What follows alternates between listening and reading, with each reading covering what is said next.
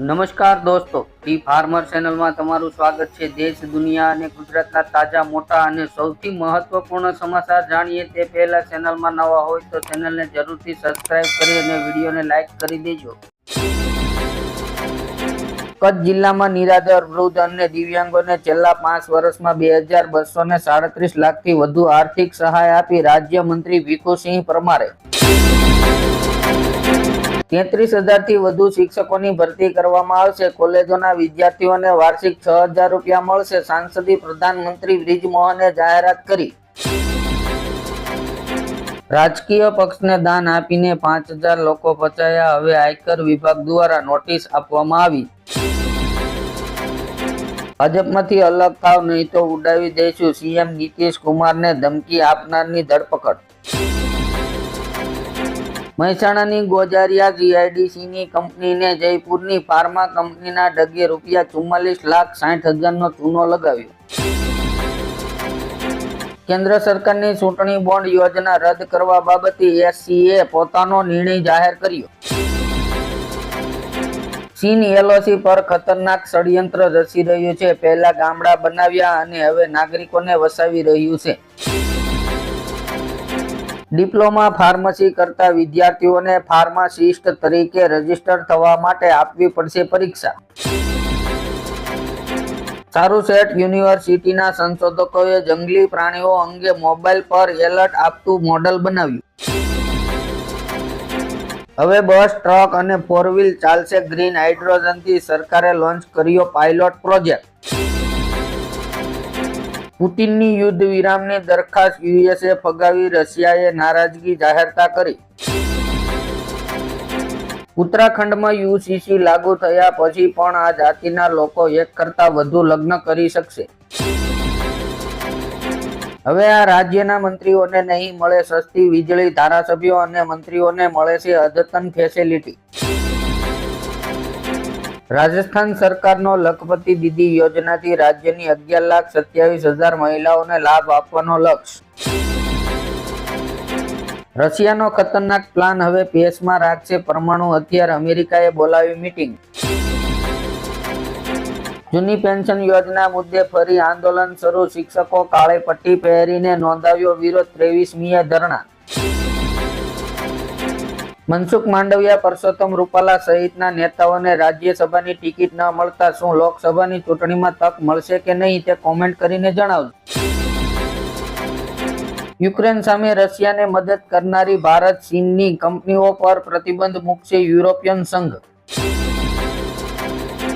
અમદાવાદમાં રોડ પર ગેરકાયદેસર પાર્ક કરેલા વાહનોને માત્ર પોલીસ જ નહીં એસએમસી પણ લોક મારશે। હવે ફારૂક અબ્દુલ્લાએ ચૂંટણી લડવા મુદ્દે કર્યું મોટું એલાન, લોકસભાની ચૂંટણી પહેલા ઇન્ડિયા ગઠબંધનને વધુ એક ઝટકો। તૃણમૂલ કોંગ્રેસના નેતા શેખ શાહજહાં અને તેના ગુંડાઓ પર બળાત્કાર અને જાતીય શોષણનો આરોપ। યુરોપિયન દેશોમાં મંદિર બનાવવામાં શેખ મોહમ્મદની મોટી ભૂમિકા, કરોડો ભારતીયોની ઈચ્છા પૂરી કરી પીએમ મોદીએ। સીએમ યોગીએ ગોરખપુરમાં શરૂ કર્યું ગાંવ ચલો અભિયાન, આ મુદ્દા પર ચર્ચા તેજ થઈ। નળકાંઠાના 39 ગામોમાં કેનાલથી નર્મદાનું પાણી પહોંચાડવા ₹402 કરોડના પ્રોજેક્ટનું ખાતમુહૂર્ત કરાયું। રાજ્યની 8,300 એસટી બસોમાં ટ્રેડિંગ જીપીએસ સિસ્ટમ ઇન્સ્ટોલ, પ્રોજેક્ટથી નિગમને યાત્રીઓનો ફાયદો। ખેડૂત આંદોલન અંગે આજે સાંજે 7 વાગ્યે સરકાર સાથે બેઠક, 3 કેન્દ્રીય મંત્રી હાજરી આપશે। હરિયાણા સરકારનો ખેડૂતો સાથે આતંકવાદીઓ જેવું વર્તન, ટીયર ગેસ છોડવા ડ્રોનનો ઉપયોગ કરવામાં આવ્યો। પીએમજય યોજના હેઠળ ખાનગી હોસ્પિટલના બિલોની ચૂકવણી ન થવાના કારણે હોસ્પિટલોમાં આર્થિક સંકળામણ। અમદાવાદની સરકારી હોસ્પિટલમાં માત્ર 5 મિનિટમાં થશે આંખોની એન્જિયોગ્રાફી, તે પણ મફતમાં। હિઝબુલ્લાહના નેતાએ ગાઝા યુદ્ધ સમાપ્ત ન થાય ત્યાં સુધી ઇઝરાયલ પર હુમલા ચાલુ રાખવાની પ્રતિજ્ઞા લીધી। મુખ્યમંત્રી વિષ્ણુદેવ સાંઈએ આજે રાજધાની રેલવે સ્ટેશનથી અયોધ્યા સ્પેશિયલ ટ્રેનને લીલી ઝંડી આપી। રામ મંદિરનો કેસ લડનારા વકીલને રાષ્ટ્રપતિ બનવાની માંગ, વડાપ્રધાને મેમોરેન્ડમ મોકલ્યું. સોનિયા ગાંધી રાજસ્થાનથી રાજ્યસભા જશે, સંઘવી હિમાચલથી અને અખિલેશ પ્રસાદ બિહારથી. અમદાવાદ શહેરમાં ઈ-મેમોથી 29.4 કરોડથી વધુ રકમનો દંડ કરાયો. વર્ષ 2022-23માં કુલ 20.91 લાખ ઈ-મેમો ઇસ્યુ કરવામાં આવ્યા. ધરમપુર ખાતે શ્રીમદ રાજચંદ્ર મિશન દ્વારા નિર્મિત રાજ્યસભા ગૃહને રાષ્ટ્રપતિ દ્રૌપદી મુર્મુએ ખુલ્લું મૂક્યું. ભાજપે રાજ્યસભાના ઉમેદવારોની યાદી જાહેર કરી. જેપી નડ્ડાને ગુજરાતમાંથી ઉમેદવાર બનાવ્યા.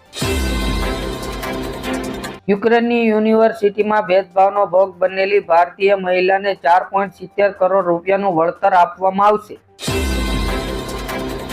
હાઈકોર્ટે ખેડૂત આંદોલન રોકવા રાજ્ય સરકારની કામગીરી પર કરી ટીકા. માર્ગ પર બેરિકેડ મૂકવા અને રસ્તા બંધ કરવા મામલે માંગ્યો જવાબ.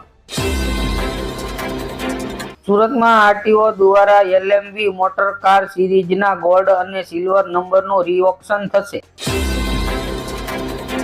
અબુધાબી બાદ બહેરીનમાં પણ બનશે હિન્દુ મંદિર. મુસ્લિમ દેશોમાં વધી રહ્યો છે વડાપ્રધાન મોદીનો દબદબો.